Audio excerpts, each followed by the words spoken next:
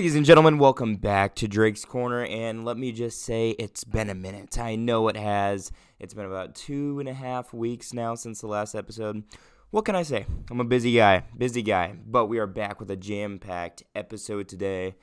We got some quarterback talk, we got some NBA talk, a little betting talk, NFL power rankings, of course, and let's get right into the business. First thing I'd kind of like to bring up is I don't know what it takes anymore for, a quarterback to establish himself in the league, okay? I kind of have three examples of just, teams kind of being naive when it comes to their quarterback decisions. Obviously, Mike White has shown in the New York Jets organization that he can be a starting guy. He can be a gunslinger. He can throw for 350 to 400 yards a game. We saw this against the Bears. He did it last year against the Bills and actually set the passing yards leader there in the organization last year with over 400 against Buffalo. And we just see him dwindle back down to the backup level.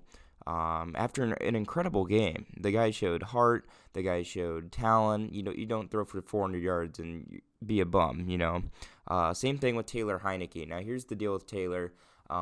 He doesn't have the best stats, but he's a winner, okay? Washington has won 5 of their last 6 games, and, they continue to choose guys like Carson Wentz, dwindling through quarterbacks and, just won't stick with Heineke. And Alex Smith as well during his time there in Washington. But Taylor Heineke, he's led the Commanders to, a playoff game, a wild card chase. Even last year, too, it was kind of a pivot year, but they were dealing with injuries and whatnot. But he still won big games for them. And I just don't understand anymore what it takes for teams to commit to a quarterback. Jimmy Garoppolo brought the 49ers to a Super Bowl. And the year after that, they decided they want to enter the quarterback roulette and draft Trey Lance.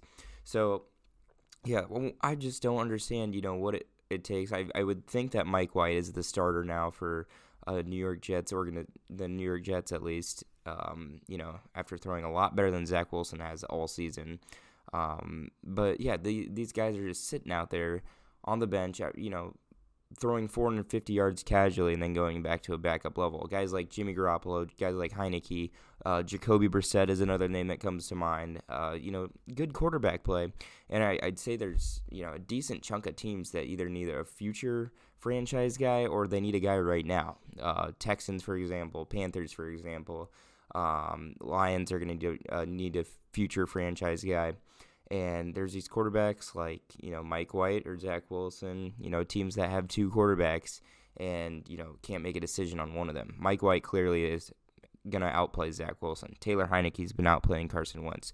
Jimmy Garoppolo should be the guy in San Francisco. So I just don't know what it takes anymore for a team to commit and be like, okay, maybe we spend our second pick on Zach Wilson, but Mike White, does it feel like we're letting it go to waste? I don't know the thought process behind these teams. Anyway, that's kind of my little spiel on the quarterback drama situation. In a few organizations, I don't really have an opinion, but I just think it's weird. I don't know what makes teams think to themselves, this is our guy or this guy's going to be the backup. I just don't know, especially after good performances like Mike White had on Sunday against the Bears. So, anywho, we're going to jump to kind of an older level quarterback. Don't know if you've heard of him, Tom Brady. There's been a few dwindling rumors that he's heading back to the Patriots after this season.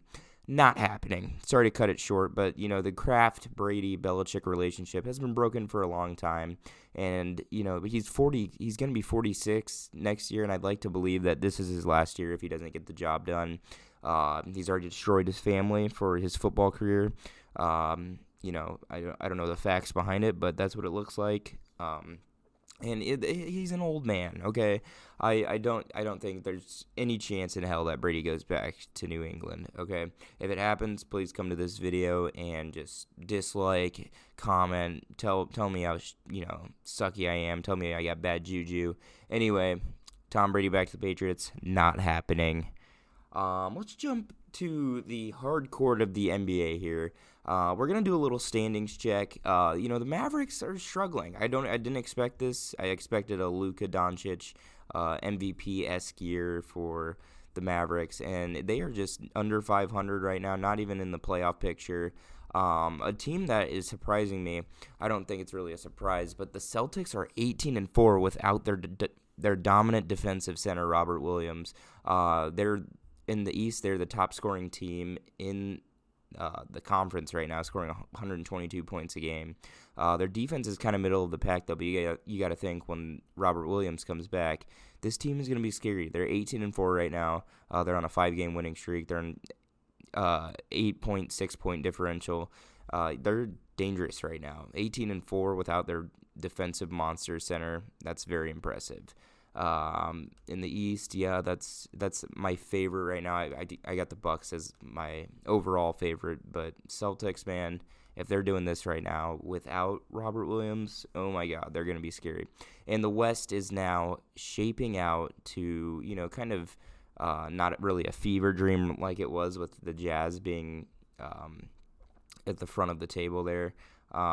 Suns back in first place as normal. Pelicans at third, kind of a surprise, but 21 games into the season, Zion's playing at an incredible level. Lakers out of the playoffs. And one more surprise here, the Warriors, 500, 11-11. But it's early in the season. Just want to do a quick standings check. Celtics look dominant. Mavericks are struggling. And the West is shaping out more realistically. So we'll be back. We'll do a little standings check on the weekly, like a weekly basis. I know the NBA regular season can get kind of repetitive, but yeah, we'll take a look at that again next week. Next on the agenda, we got the Fab Five. The Fab Five betting. I got 2 odd bets, 2 money line bets, and an over/under bet.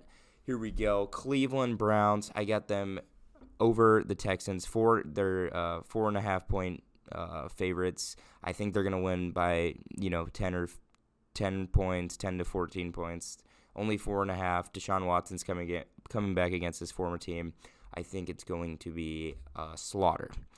Pittsburgh versus Atlanta. This one's almost even, but the Pittsburgh Steelers are 1-point underdogs. I got them beating the Falcons straight up. They put on a good defensive performance last Sunday. I like him here. Moneyline Seahawks, moneyline Cowboys, and I got the Ravens and Broncos under 39.5 points. That is my Fab 5 betting. Go throw some money down on that sucker parlay right there. Anyway, NFL Power Rankings, here we go. Main event of the show. Number 10, we got the Ravens. So the loss against the Jaguars was embarrassing. Once again, another game they should have won. The only issue is are they going to have one of these games where they should have won type games in the playoffs? Who knows? Who knows with them? They have to, beat these mediocre teams. Who cares, if trap games come through? If they want to be an elite team in the AFC, they have to finish games. Simple and plain. Number 9, I got the Titans defense, one of the best in the leagues, but, their offense kind of struggled. Once Derrick Henry kind of shuts down, he ran for under 40 yards. The rest of the offense, kind of does as well. Ryan Tannehill can't get his passing game going if, the defense isn't worried about Derrick Henry, which they weren't. They were shutting him down just right, and the Bengals got the win. Ahead of the Titans, the Bengals, number 8. They're dealing with a few injuries, but they're a quiet 7-4. And their offense, once it's fully recovered, they're going to be a threat in the AFC. They've had a few bad losses, like the Steelers and Browns, kind of interdivision games, but they're 7-4. And once their offense comes back, I think they'll be a threat in the playoffs. Number 7, I got the Vikings. They're still recovering from the Dallas beatdown they had 2 Sundays ago, but they got a good win on Thanksgiving against a solid defense in New England. If they can revamp momentum once again, I think they can, make it to the NFC title game possibly. Justin Jefferson in his own tier at the receiving level, and Kirk Cousins playing solid. They're going to revamp, and I think, they'll be a solid team in the NFC. I don't know how they'll perform in the playoffs, though. It's a big question. They need the jackhammer wins. And those are the dominant wins against, these top 10 teams here. Number 6, Dolphins. They are so hot right now, and Tua is playing like an MVP. 5 straight wins they have, and they'll have a huge test against the 49ers defense on Sunday. I am looking forward to that game. Number 5, I got the Bills. Von Miller's injury hurt them bad, and as an elite squad, they can't have a close game like that, like they had against Detroit. Okay, that Thanksgiving game was kind of just a clusterfuck for Buffalo. That's the word I can only use to describe it. They gotta beat a team like that down to the ground.